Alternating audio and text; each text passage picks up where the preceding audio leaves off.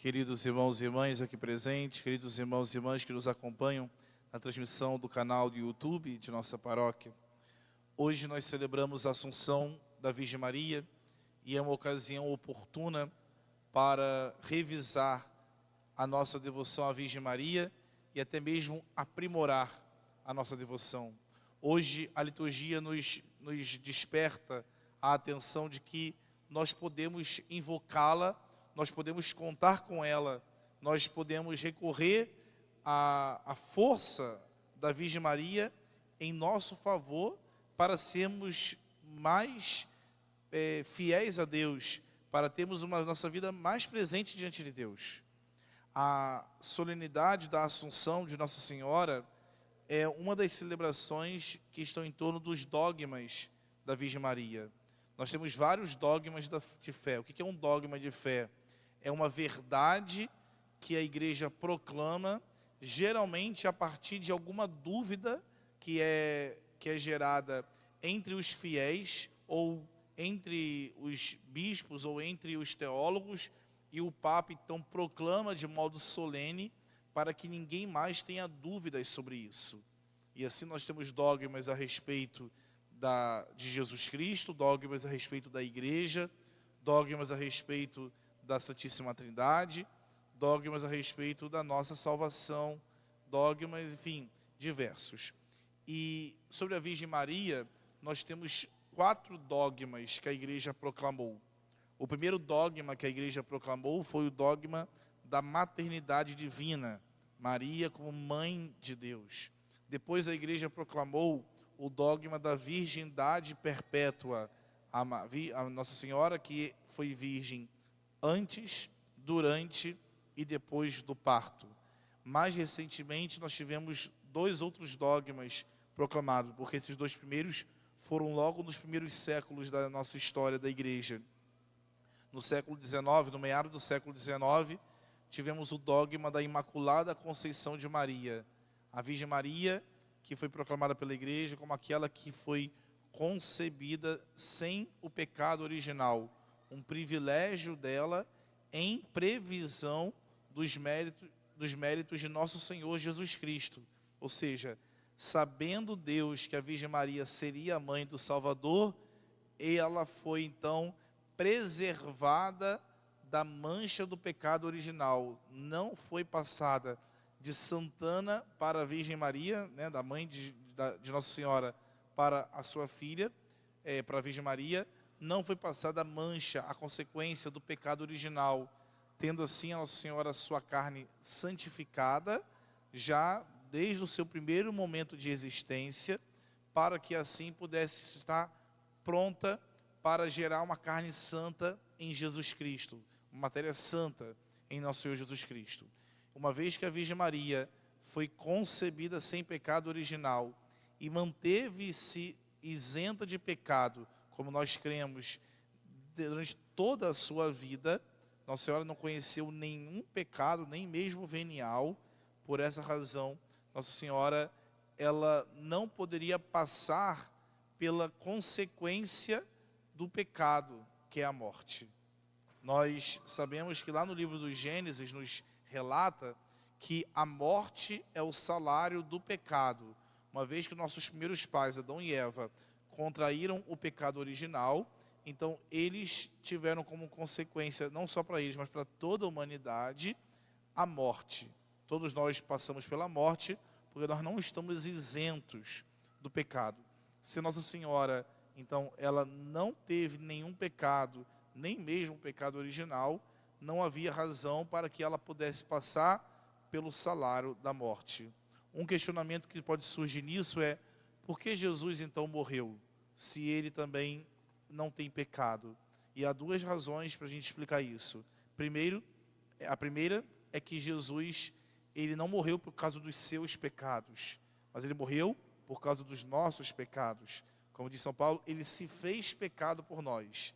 Entendamos bem, né? Não é que ele tenha cometido pecado por nós, mas ele se fez pecado no sentido que ele assumiu os nossos pecados para pagar a nossa dívida em nosso lugar, e por isso morreu. Uma segunda razão é que Jesus não teve uma morte natural. Ele foi assassinado, foi morto. E Nossa Senhora não teve nenhum tipo de tentativa contra ela, ali nenhuma tentativa de ataque contra a sua vida. E assim também, Nosso Senhor, ele não, embora, né, tenha morrido, sabemos disso, mas ele não passou ali, né, de uma morte que seria natural. Pelo contrário, foi uma vida que foi tirada, a vida dele foi tirada, ele foi morto, foi assassinado. E assim, então, isso não atrapalha em nada a compreensão dessa morte, desse privilégio de ser privado da morte em Nossa Senhora. Na Sagrada Escritura tem uma outra pessoa que é relatada também como alguém que não morreu, né? A doutrina da igreja não desenvolve muito sobre isso, mas é um dado bíblico, que é a respeito do profeta Elias. O profeta Elias também, não se fala da morte de Elias, mas se fala que ele foi arrebatado para o céu, né? Então, ali a gente também tem uma pessoa de quem se fala na Bíblia que não morreu também ali, que é o profeta Elias, embora, insisto, não temos aí um desenvolvimento da doutrina a respeito sobre isso, né, muito avançado.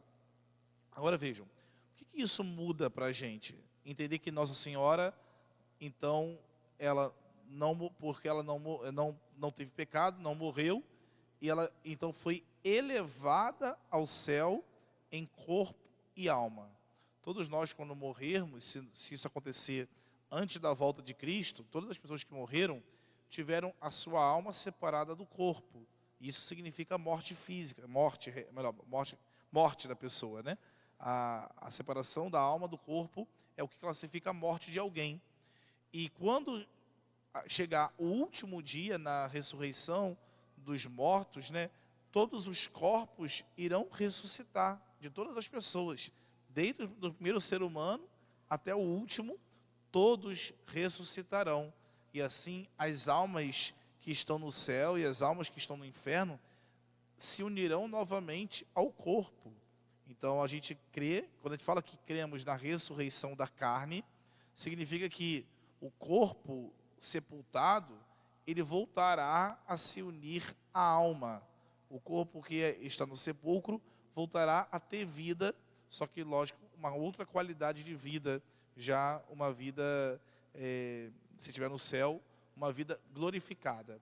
Então, Nossa Senhora, ela tem, de modo antecipado, a glória do céu, assim como Nosso Senhor Jesus Cristo tem antecipado a glória do céu, de um modo que nós só poderíamos contemplar, vivenciar no último dia, quando Jesus restaurar todas as coisas, quando houver o juízo final.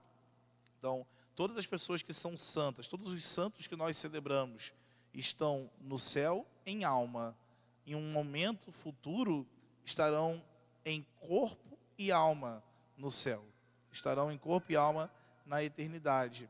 E Nossa Senhora, então, ela já aponta para a gente algo que diz respeito à glória que nós vivenciaremos. Então, reparem só, celebrar a Assunção da Virgem Maria é já contemplar uma realidade que nós pretendemos viver também. Nós não pretendemos viver apenas na presença de Deus, mas viver na presença de Deus em corpo e alma, vivos, como Nossa Senhora também está viva no céu, porque o corpo dela vive no céu, como Jesus Cristo está vivo no céu, porque está com o seu corpo também lá na presença do Pai, unido ao Espírito Santo. Nós um dia também, uma vez chegado ao céu, teremos essa contemplação. A Virgem Maria nos faz contemplar de modo antecipado isso. Ela já está nessa glória por uma santidade de vida que ela possui. A celebração de hoje, aqui, a primeira leitura hoje, muito nos narrou dessa cena bela da Assunção, no livro do Apocalipse, mas também ela nos mostra o quanto que a Nossa Senhora pode ser recorrida por todos nós como um meio importante e até mesmo permanente ali, um meio necessário para que a gente alcance a graça de Deus. Um dos títulos de Nossa Senhora é invocada, que ela é a medianeira de todas as graças. O que significa isso? Toda graça vem de Deus, mas passa por Maria, vem pelas mãos de Maria. Mesmo que alguém não invoque a intercessão da Virgem Maria, a graça vem através dela. E hoje a liturgia nos mostra que nós podemos, primeiramente, todos nós aqui, ser medianeiros de graça para outras pessoas. Porque nós sabemos que muitas pessoas que não são católicas têm dificuldade com isso, de entender que podemos ter algum instrumento entre Deus e qualquer um de nós. Mas como, por exemplo, quando você reza por alguém, você também está sendo um medianeiro, você está entre Deus e a pessoa. A graça chega para a pessoa através de você. Quando você pede oração de alguém, você está dizendo assim, você está pedindo que aquela pessoa seja uma ponte entre você e Deus. A graça de Deus passa por aquela pessoa para chegar a você. Isso nós fazemos em vários momentos. Até o padre, quando abençoa algo para você, quando reza por você, quando faz alguma coisa, o padre não está comunicando uma graça do padre, é uma graça de Deus. Então o padre é um instrumento medianeiro, mediador. Muito mais é a Virgem Maria, como medianeira da graça de Deus para a nossa salvação, para a nossa santificação, para a nossa comunhão com Deus. Observem o que aconteceu hoje no evangelho que nós ouvimos. Hoje ouvimos o evangelho da visita de Nossa Senhora à sua prima Santa Isabel. As duas estavam grávidas. Santa Isabel já estava com 6 meses. A Virgem Maria tinha acabado de receber o anúncio do anjo e a concepção ali de Nosso Senhor Jesus Cristo. Diz a palavra de Deus que Nossa Senhora, logo que saudou Isabel, Isabel ficou cheia do Espírito Santo. E a expressão é essa, cheia do Espírito Santo. Reparem só, o Espírito Santo não precisava de Nossa Senhora para se comunicar a Santa Isabel. O próprio anjo apareceu para Zacarias. O anjo Gabriel apareceu para Zacarias para comunicar a ele que eles receberiam um filho. O próprio Deus poderia diretamente comunicar o Espírito Santo a Isabel, mas não. Foi através de Nossa Senhora que Isabel ficou cheia do Espírito Santo. Diz a palavra de Deus, Isabel falou, logo que a tua saudação chegou nos meus ouvidos, a criança exultou no meu ventre. E diz aqui, que Isabel, então, nesse momento, ouvindo a saudação de Maria, a palavra, o nome ali, a voz de Nossa Senhora, logo que ela ouve isso, ela ficou cheia do Espírito Santo. Então vejam, não precisa ter medo aqui de invocar a intercessão da Virgem Maria para que você receba graças de Deus. E foi o que aconteceu aqui. Santa Isabel, então, ela olha que a expressão que aparece aqui é uma expressão muito própria que a gente usa para Nossa Senhora. Que Nossa Senhora, quando recebeu o anúncio do anjo, ficou cheia do Espírito Santo. A expressão se repete. Isabel, quando ouviu a saudação de Maria, ficou cheia do Espírito Santo.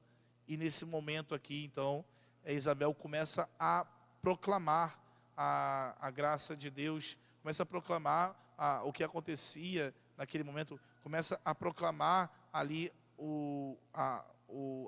a graça que envolvia a vida dela, a graça que envolvia a vida da Virgem Maria naquele momento. Então, primeira coisa que eu quero nesse ponto aqui destacar isso: não tenha medo de recorrer à Virgem Maria. Eu sei que às vezes a gente ouve tantas críticas de pessoas não católicas que isso pode gerar em qualquer um de nós um certo receio de que nós estivéssemos talvez fazendo uma idolatria, uma mariolatria, qualquer tipo de ato errado. Mas não tem nada que você tire de Deus quando você invoca a proteção da Virgem Maria. Você, quanto mais busca Nossa Senhora, mais próximo de Cristo você fica. E quanto mais próximo de Cristo você estiver, muito mais você deve estar também próximo da mãe dele. Não tenha medo de recorrer, e pelo contrário, é até muito mais fácil chegar a Cristo e se santificar quando você vive isso em uma espiritualidade propriamente mariana. Depois, eu gostaria aqui de que a gente pudesse aproveitar essa ocasião para termos verdadeira piedade construída aqui. Nós precisamos crescer sempre na nossa intimidade com Nossa Senhora, e isso é piedade. E o principal meio de piedade que nós podemos ter com Nossa Senhora é a oração do Santo Terço. A oração frequente, diária, cotidiana do Santo Terço, isso desperta em cada um de nós a principal proximidade que nós devemos ter com a Virgem Maria. Separe um tempo do seu dia. É tão curto, é tão rápido, meia hora ou até 20 minutos, dependendo da sua velocidade de oração ali. Você, em pouco tempo, você já faz a sua devoção principal. Depois, para além disso, é importante que a gente cultive outros afetos com Nossa Senhora. O afeto do uso da sua imagem, o afeto também de rezarmos novenas, vez e outra rezarmos a ladainha de Nossa Senhora, invocarmos a nossa mãe, vez e outra diante daquela imagem que você tem na sua casa, de Nossa Senhora, ou de alguma estampa, de alguma pintura, de alguma impressão, de algum quadro, ofereça algo também como rosas, ofereça também algo com todo cuidado para não causar nenhum acidente, mas também as velas, as piedosas velas que nós acendemos à Virgem Maria, são maneiras de criar proximidade, afeto, e buscarmos esse auxílio da Virgem Maria. Se você crescer na intimidade com Nossa Senhora, na devoção a Nossa Senhora, muito mais santificado você estará, muito mais próximo a Cristo você estará. Observe bem, quando você tem um convívio com uma pessoa na terra, e essa pessoa ela tem uma vida virtuosa, ou seja, essa pessoa ela tem o hábito de fazer coisas corretas, você é motivado a imitar esses atos bons da pessoa. Isso vale para a pessoa religiosa e até para quem não é religioso, né? Para pessoas que são piedosas e pessoas que não têm nenhuma piedade. Você, quando convive com pessoas que vivem uma vida correta, essa pessoa, sem falar nada, te motiva a viver uma vida correta. O contrário também é verdadeiro. Quando você convive com uma pessoa que caminha por meios errados, que vive uma vida errada, você também é impulsionado, ali tentado a repetir erros daquela pessoa, a repetir erros parecidos com aquela pessoa. Portanto, se a gente quer viver na graça de Deus, nós precisamos nos aproximar, nos cercar de pessoas que têm uma vida de santidade, pessoas que têm uma vida ali de virtudes. E com as outras pessoas que não são virtuosas, que não buscam santidade, a nossa convivência tem que ser de um modo que a gente tenta puxar aquela pessoa para uma vida correta e não o contrário. Se assim nós precisamos então ter uma atitude também, ao mesmo tempo, de nos aproximarmos muito dos santos e da Virgem Maria. Que essa proximidade com ela e com os santos nos fará mais próximos de Deus, nosso Senhor. Nos fará santificados, nos puxará para cima, nos impulsionará a viver uma vida na graça de Deus. Que esse dia da Assunção de Nossa Senhora, que nos faz contemplar a glória da Virgem Maria já no céu, juntamente com o seu Filho, né, em corpo e alma, nos desperte a um desejo de também habitarmos com ela e com o seu Filho Jesus Cristo no céu, já vivendo com ela também na terra uma intimidade que é principalmente marcada pela piedade, uma intimidade que é marcada pelas orações frequentes, pela devoção frequente, pelo vínculo próximo com a nossa mãe. E tenha certeza que isso vai te aproximar muito de Jesus, isso vai te ajudar a com mais rapidez alcançar a glória do céu.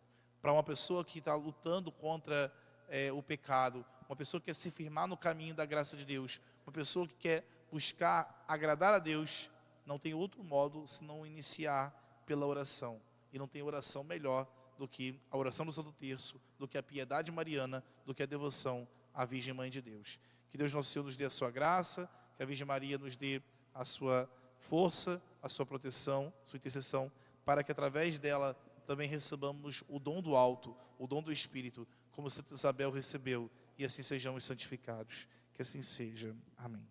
Amém.